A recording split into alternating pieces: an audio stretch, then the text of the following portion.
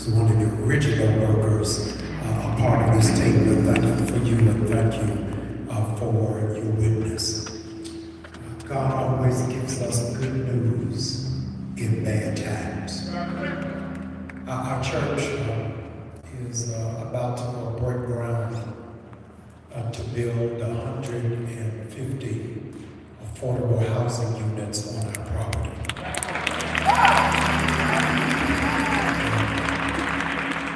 We're building those houses expressly for millennials to reintroduce the value of home ownership to a generation that is celebrating renting. And in doing this project, I stumbled upon a landmine that I feel obligated to detonate. It's called the Pajama Principal Index.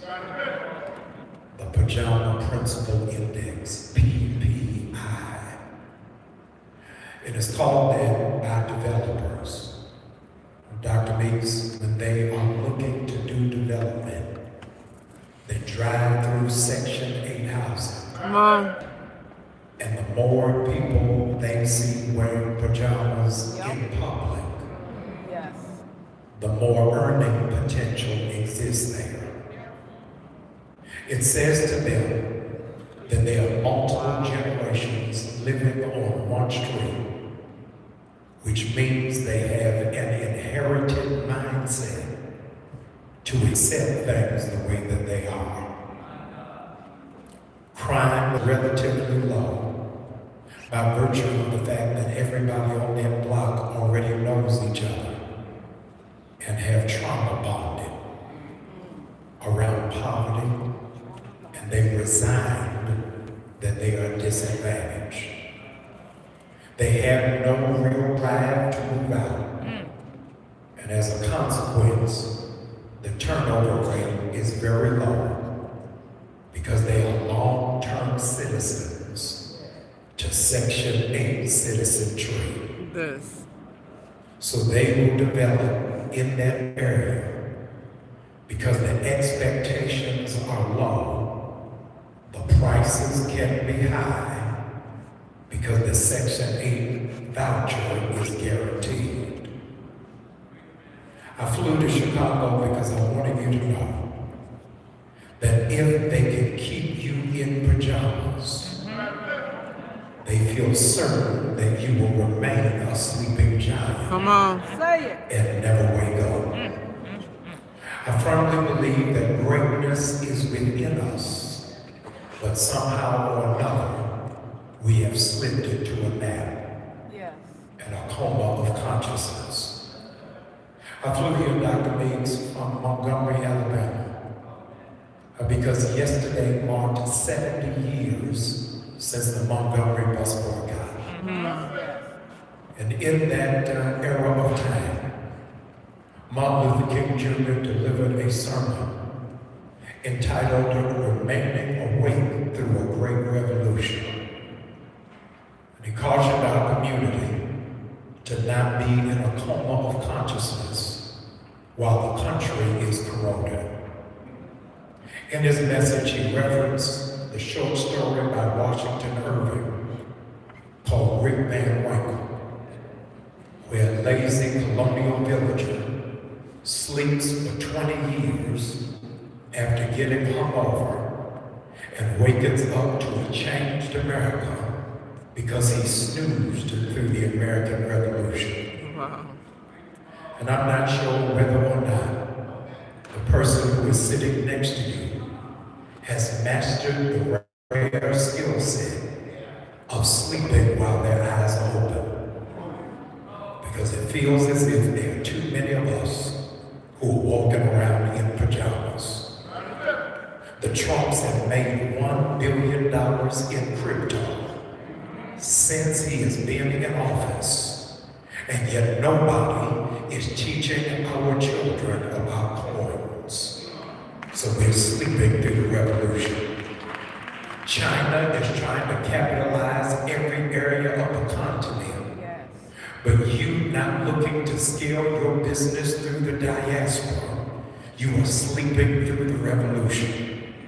We spend 9 times more money on hair care than any other ethnicity. But of that billion-dollar industry, 85% of it we give to Koreans. Thank you. AI is the wave of the future, and we are not breaking into cybersecurity, data ethics, coding, or user experience. You just playing around on Instagram and TikTok, Facebook. Y'all not saying anything because you don't understand that the people who are oppressing you want you to keep your pajamas on. Come on. I remember when John the Baptist was incarcerated, having been found guilty of spreading the gospel, he sent an email to Jesus, wanting to figure out whether his mission was futile and whether it was of no consequence. Jesus, without batting an eye, said, I need you to look at what's taking place. See for yourself that the blind are seeing, the lame are walking, the deaf are hearing, the dead are being raised. And ladies and gentlemen, if we are not authentic about who we are in our relationship to God, then we sit on our testimony. Isn't it amazing how much God has blessed you? That even while it is that your taxes have gone up, somehow it's still been food on the table. Still a roof over your head. Still your kids are eating. Still the car is running. Still the tuition is paid. As sick as you may be in your body, you are still breathing. And yet you sitting in here this morning like you got pajamas on and you don't owe God praise. I know that this is just a man's speaker, but somebody said, and I think of the goodness of Jesus and all he's done for me, my soul cries out, hallelujah. Would you just take one moment and just give God glory for everything that he's done and he's made a way. Come on, you owe him praise because he's been better than you than you've been to yourself. Ladies and gentlemen, 70 years ago, Rosa Parks was sitting on a bus, and a man came on the bus after taking her money and tried to get her to move. And ladies and gentlemen, she refused to move. I stand before you 70 years later, embarrassed and filled with shame that after our ancestors and before our grandmothers and grandparents created the first Uber and the first Lyft, and they did it for 368 days, we still can't keep Negroes out of Target. But I'm thankful for the faithful few of you who took your pajamas off. And because you refused to go into Target, the stock has dropped from $145 a share to $83 a share. Now they say opportunity. Because you took your pajamas off, their valuation has dropped by $12 billion. Because you took your pajamas off, foot traffic has dropped by 10.9%. Because you took your pajamas off, online spending has gone down by 8.7%. Because Negroes have not gone into Target, the CEO salary has been cut by 40%. I wish there was somebody in here. I know the choir has already sung, but if I could get somebody to play Teddy Pendergrass, wake up everybody, no more sleeping in the bed, no more backward thinking time for thinking ahead. The world has changed so very much from what it used to be. There's so much hatred, war, and poverty. The world ain't gonna get no better. You gotta wake up, everybody. If you refuse to sleep through the revolution, I need you to chill till nobody on your road can sleep. And they understand it's get-up time. It's revolution time. It's changing time. Children of Israel trying to make it to the promised land. And God did not give them a Lexus. Did not give them a BMW. Didn't give them a Rolex. He said they need food. And And the Bible says in the book of Exodus that it started to come down, and the children of God called it the word manna, saying, what is this? And don't you know that's what the people in our community are waiting for, is when is the manna going to show up? Is we got too many of us who are allowing white evangelicals to have the louder voice, giving a misrepresentation of who Jesus is. That when SNAP benefits were shut off and 48 million people had to deal with food insecurity, we realized that this are not people who are living under a bridge by the train tracks.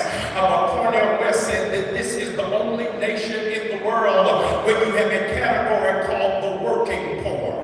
That part. You can work 40 hours a week and you still don't have enough food on your Say that part. 48 million people are dealing with food insecurity, and what Mike Johnson is not going to tell you, what Donald Trump is not going to tell you, is that 47% of them have jobs.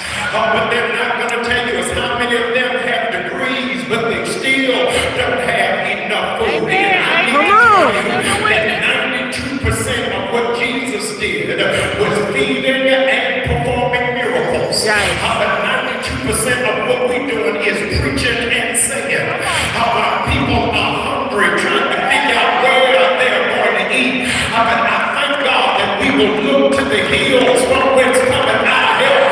Our help is getting ready to come from the Lord. I know you sit there with your arms folded and your legs crossed, because you ain't never had no government cheese. You ain't never ate no ramen noodles. Your mama never sent you to the corner store to get a Newport and a Coke and a Pepsi. But I need somebody who knows God about weary years. God about silent tears, the one who promised us far along the way. Nobody said the road was going to be easy, but I don't believe he promised this far till he was around. Don't clap if you see the righteous forsaken. Don't clap if you see them begging for bread. But if you know your clock is about to run over, and goodness and mercy are going to follow you all the days of your life, you want to give God glory now. Don't wait till the battle is over. Shout it out. My food is hungry.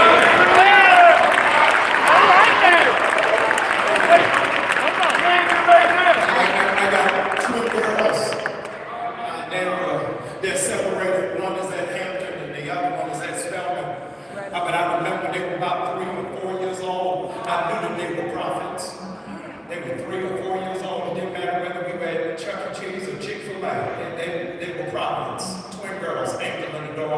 One at Hampton, one at Spelman. You want to know how did I know that they were prophets? I knew that they were prophets because I would take them through the drive-thru.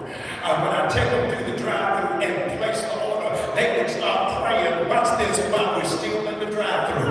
And do you know what they would pray? They would pray, thank you for the food. Here's your shout. We are about to receive it. It was in their hand. Y'all ain't saying nothing. It wasn't in their lap. But I'm going to just pause right here. Because on behalf of our cousins and them down the street, thank you, Lord, for the food that they are about to receive. I believe by faith nobody in your family is going to go hungry this season. Nobody in your community is going to go hungry in this era. Nobody in your vicinity or in your church is going to go without nourishment and sustenance. Thank you, Lord, for the food we are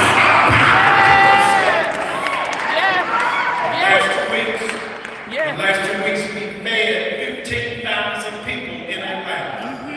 In the last 2 weeks. I want to tell you, I'm overwhelmingly amazed that what it is that we are being a blessing to the community, that people have pulled up in Range Rovers.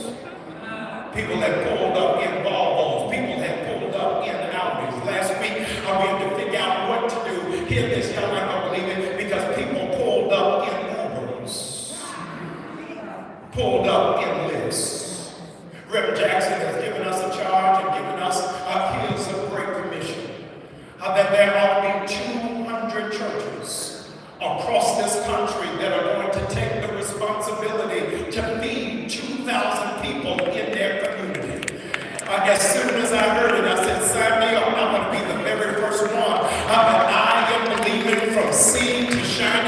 believe that we're going to get 199 churches to follow the demand of Reverend Jackson and this commission to feed 4 million people here shall before New Year's Eve.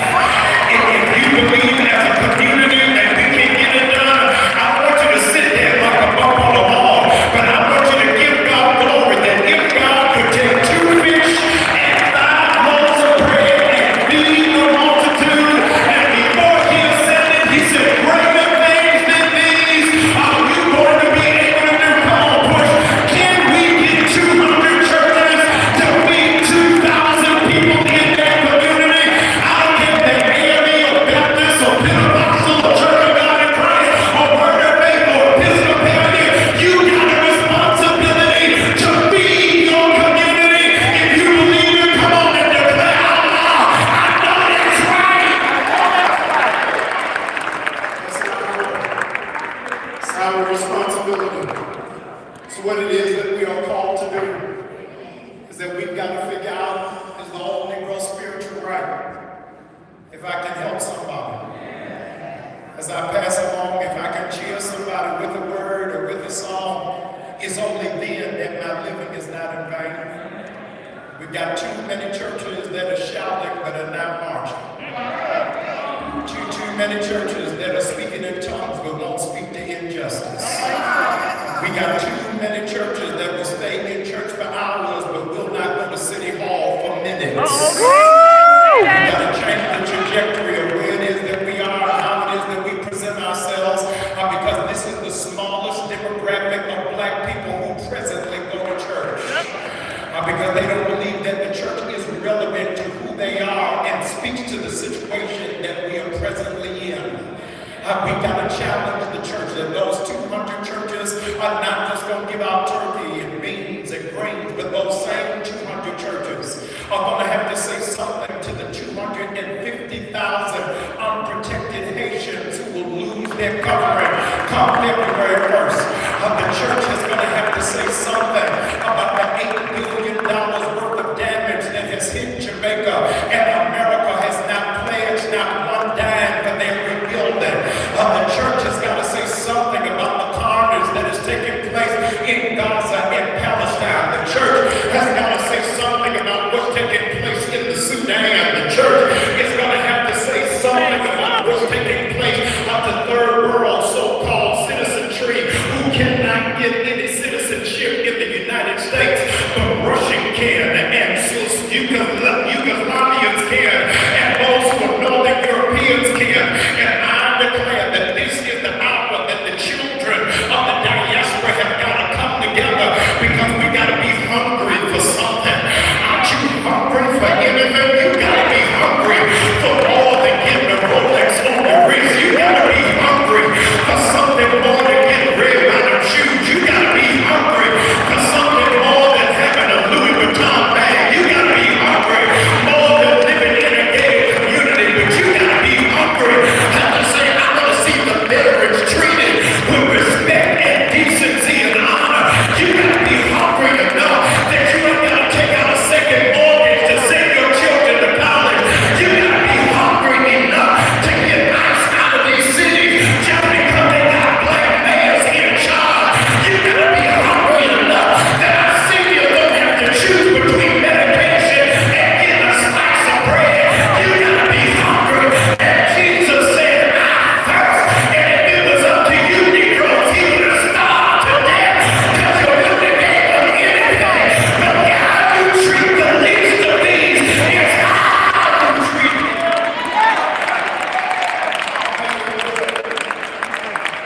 Hungry for you. Hunger and thirst for righteousness is our command.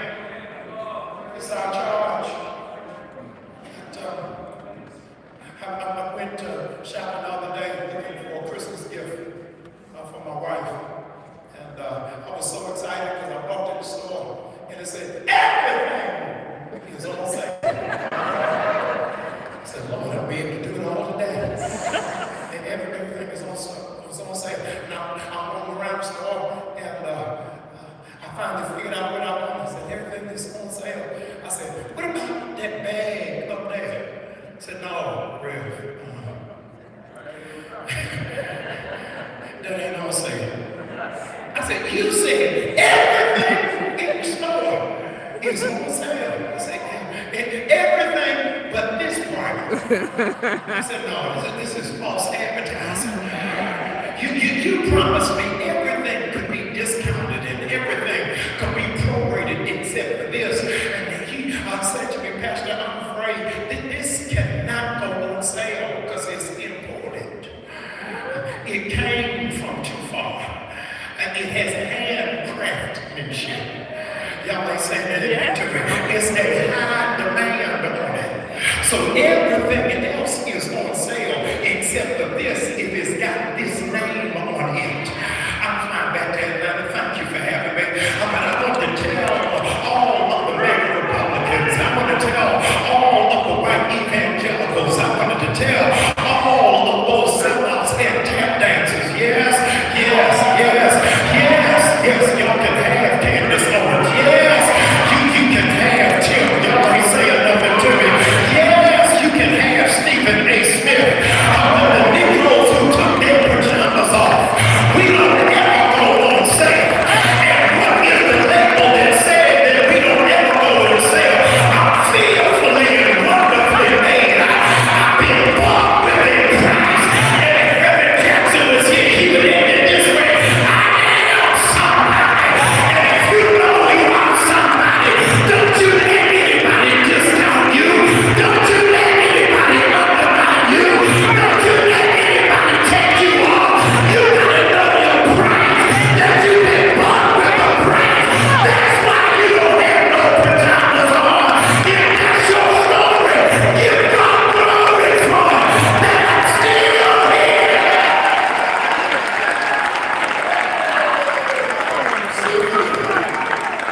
It's by the grace of God. Would you lift your hand? I'm going to close the way that I started. You know how many people still got on pajamas? At 11 o'clock in the morning. The Secretary of Transportation says, so lift that hand up for me, please. Jesus had his up for 3 hours. I only need 3 minutes. Some of y'all might have cardio in weeks. Lift that hand. The Secretary of Transportation said something outlandish the other week. Watch what he said. He said, transportation would go better if people would just stop flying in pajamas. People would be able to go somewhere if they would stop showing up to the airport like they're not going nowhere. I tell the members of our church in Atlanta, here's the catch. Lift your hand, here it is, as high as you see yourself going.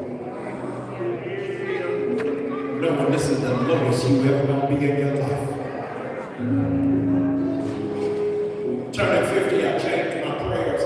Here's when I started praying, turning 50. I said, Lord, whatever I don't give to my children. Whatever it is that I don't receive, I want my children to have. It's an embarrassment, and it's an indictment, and it's a shame that 70 years later, I got to do what Rosa Parks did. Because we still got on pajamas. I'm praying for every person with lifted hands that this will be the last moment in your life that you'll be empty-handed. That God is going to put the resources in your hand to help feed somebody. He's going to give strength to your hand in order to lift somebody up. He's putting enough power in your hand so you can open a door for somebody who can't pay you back.